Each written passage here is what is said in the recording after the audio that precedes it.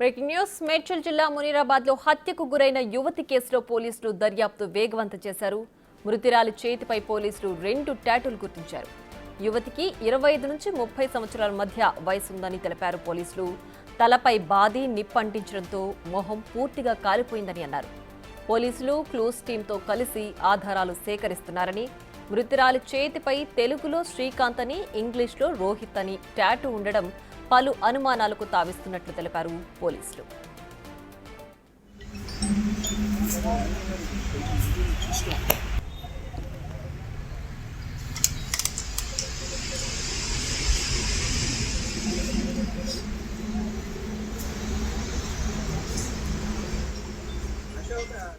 మరింత సమాచారాన్ని మా ప్రతినిధి సాగర్ అందిస్తారు. మేడ్చల్ పోలీస్ స్టేషన్ పరిధిలో ఉన్నటువంటి మునీరాబాద్ ఓఆర్ఆర్ బ్రిడ్జి కింద ఓ మహిళను అత్యంత దారుణంగా హత్య చేసిన ఘటన సంచలనం సృష్టిస్తుంది. మేడ్చల్ పోలీసులు దీనిపైన, ఈ ఘటన పైన, హత్య పైన దర్యాప్తు చేస్తున్న పరిస్థితి మనం చూడొచ్చు. ఇది ఓఆర్ఆర్ కల్వర్ట్ కి సంబంధించిన బ్రిడ్జి. మనం ఒకసారి హత్య జరిగిన ప్రదేశాన్ని కూడా ఒకసారి ప్రత్యక్షంగా వెళ్ళి చూసే ప్రయత్నం చేద్దాం.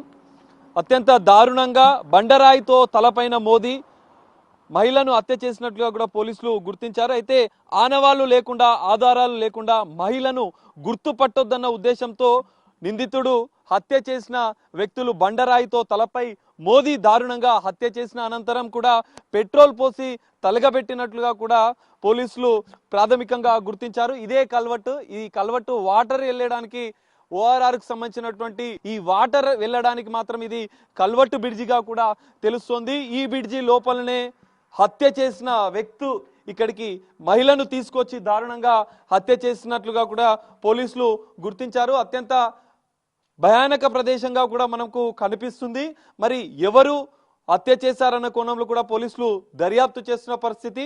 ఈ మహిళ వివాహిత అని, ఎందుకంటే కాళ్లకు మెట్టలు, మెడలో చైన్, ఇతర ఆభరణాలు కొన్ని ఉన్న నేపథ్యంలో మృతి చెందిన మహిళ వివాహితగా పోలీసులు ప్రాథమికంగా నిర్ధారించారు. మరి ఈ మహిళను ఎవరు హత్య చేశారు, ఇక్కడికి ఎవరు తీసుకొచ్చారన్న కోణంలో కూడా దర్యాప్తు చేస్తున్న పరిస్థితి మనకు కనిపిస్తుంది. ఇప్పటికే మేడ్చల్ పోలీసులు సంఘటనా స్థలానికి చేరుకొని దర్యాప్తునైతే కొనసాగించారు. క్లూస్ టీం కూడా కీలక ఆధారాలు సేకరించి మనం చూస్తున్నాం.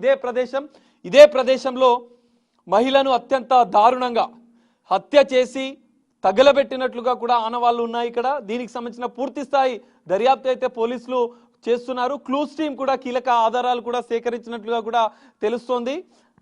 అయితే ఈ మహిళను హత్య చేసిన అనంతరం దుండగులు అసలు ఎక్కడి నుంచి ఈ మహిళను తీసుకొచ్చారు, ఒకరే హత్య చేశారా, అత్యాచారం చేసి హత్య చేశారా అన్న కోణాల్లో కూడా పోలీసులు దర్యాప్తు చేస్తున్న పరిస్థితి మనకు కనిపిస్తుంది. ఇది మొత్తం నిర్మానుషణ ప్రదేశం.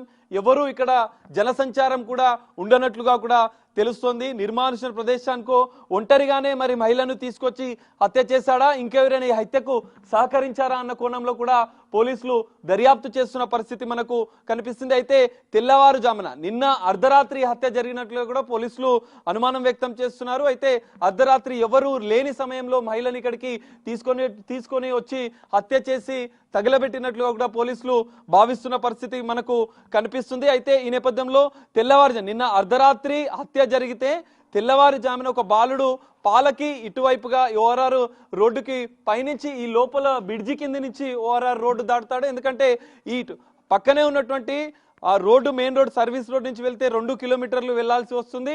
ఆ బాలుడు పాలకు ఈ కల్వట్ బ్రిడ్జి నుంచే వెళ్తున్నట్లుగా కూడా తెలుస్తుంది. అయితే ఆ బాలుడు మృతదేహాన్ని చూసి భయాందోళనకు గురై పక్కనే ఉన్నటువంటి ట్రాన్స్పోర్ట్ వారికి చెప్పాడు. ట్రాన్స్పోర్ట్ వారు కూడా భయాందోళనకు గురైన అనంతరం మధ్యాహ్నం తర్వాత పూర్తిగా నిర్ధారించుకొని నిజంగానే ఒక మహిళ డెడ్ బాడీగా నిర్ధారించుకున్న అనంతరం పోలీసులకు సమాచారం ఇచ్చారు. వెంటనే సంఘటనా స్థలానికి చేరుకున్నటువంటి మేడ్చల్ పోలీసులు దీనికి సంబంధించినటువంటి హత్యకు సంబంధించినటువంటి కీలక ఆధారాలు కూడా సేకరించే పనిలో ఉన్నారు. అసలు ఎవరు ఇక్కడికి తీసుకొచ్చారు, మహిళను ఎవరు హత్య చేశారు అన్న కోణంలో కూడా దర్యాప్తు కొనసాగుతుంది. అయితే మహిళ చేతిపైన, కీలకంగా మహిళ చేతిపైన 3 పేర్లు, నరేందర్, శివ, రోహిత్ అనే పేర్లు ఉన్నట్లుగా కూడా పోలీసులు గుర్తించారు.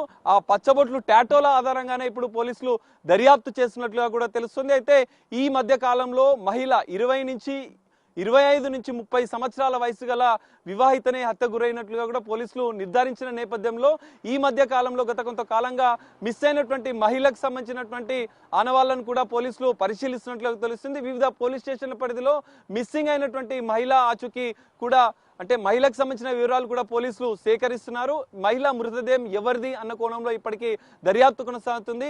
పోస్ట్ మార్టం నిమిత్తం మహిళకు సంబంధించిన మృతదేహాన్ని గాంధీ ఆసుపత్రికి తరలించిన పోలీసులు పోస్ట్ మార్టం నివేదిక వచ్చిన అనంతరం కూడా ఈ కేసులో కీలక విషయాలు బయటపడే అవకాశం కూడా మనకు కనిపిస్తుంది. ఈ పరిసర ప్రాంతాల్లో ఉన్నటువంటి ఎందుకంటే మునీరాబాద్కు సంబంధించినటువంటి ఇక్కడ చౌరస్తా ఉంది ముందు, ఆ చౌరస్తాలో ఉన్నటువంటి పెట్రోల్ బంక్ సీసీ కెమెరాలను కూడా పోలీసులు కొద్దిసేపటి క్రితమే పరిశీలించినట్లుగా తెలుస్తుంది. మరి ఈ మునీరాబాద్కు సంబంధించినటువంటి చౌరస్తా ఛత్రపతి శివాజీకి సంబంధించిన చౌరస్తా ఉంది, ఆ చౌరస్తా నుంచే ఆ మహిళని ఇక్కడికి తీసుకొచ్చాడా, మరి ఈ హత్యలో కూడా ఒకడే పాల్గొన్నాడా, ఇంకెవరైనా సహకరించారన్న కోణంలో కూడా పోలీసులు మేడ్చల్ పోలీసులు దర్యాప్తు అయితే కొనసాగుతుంది.